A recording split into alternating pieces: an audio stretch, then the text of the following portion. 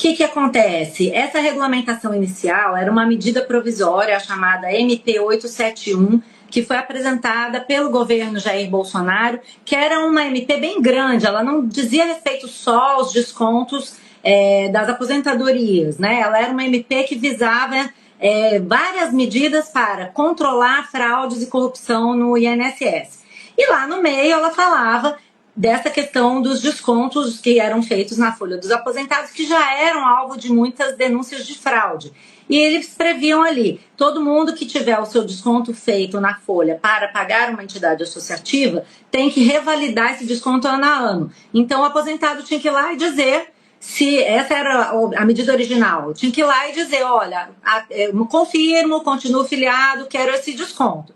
E isso gerou uma discussão muito grande, uma polêmica muito grande no Congresso, porque realmente a MP tinha várias medidas que cerceavam os sindicatos em geral, e essa era uma delas. E a esquerda fez uma força-tarefa, nesse caso, para colocar emendas que acabassem com a revalidação, com a necessidade de revalidação, ou ampliassem o prazo para essa revalidação passar a ser obrigatória, ou ainda ampliasse o prazo para se colocasse a nova tecnologia. Então, foram várias emendas e que levaram a um acordo no final dentro do plenário, que foi chamado pela própria esquerda de um acordo para a salvação dos aposentados. Por quê? Na visão dos deputados de esquerda, os sindicatos eram as entidades que deveriam estar capitaneando esse desconto, todos esses benefícios, que depois a gente viu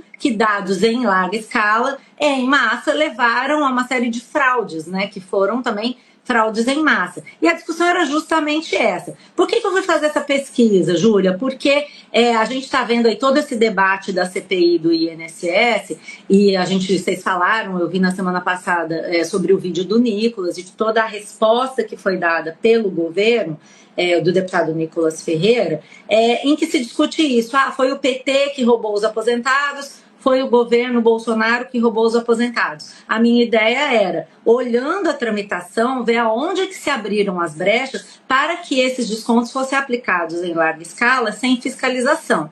O que dá para concluir por esse processo? Pelo menos nessa primeira MP, a gente pode falar das outras depois. Que apesar de o texto foi feito pelo governo Bolsonaro, prevendo essa necessidade de revalidação, tinha uma questão relativa a sindicatos rurais e tal, e quem colocou as emendas que abriram os prazos para que essa revalidação passasse a valer, ou então que ela não fosse nem necessária no entendimento dos deputados, foi a esquerda. Então todos os prazos que foram abertos vieram de emendas colocadas pela esquerda, que depois se conseguiu no plenário um acordo com o governo. Nesse início, a avaliação do governo, segundo as pessoas com quem eu conversei que participaram dessa negociação, era que se você veta esse artigo, a MP chega no plenário e o pessoal derruba a MP, fica sem regulamentação nenhuma. Então essa foi a avaliação. Vamos manter o acordo com a oposição e depois a gente tenta em outras ocasiões. Foi essa a intenção, tentar entender nessa guerra de narrativas qual o papel de cada um.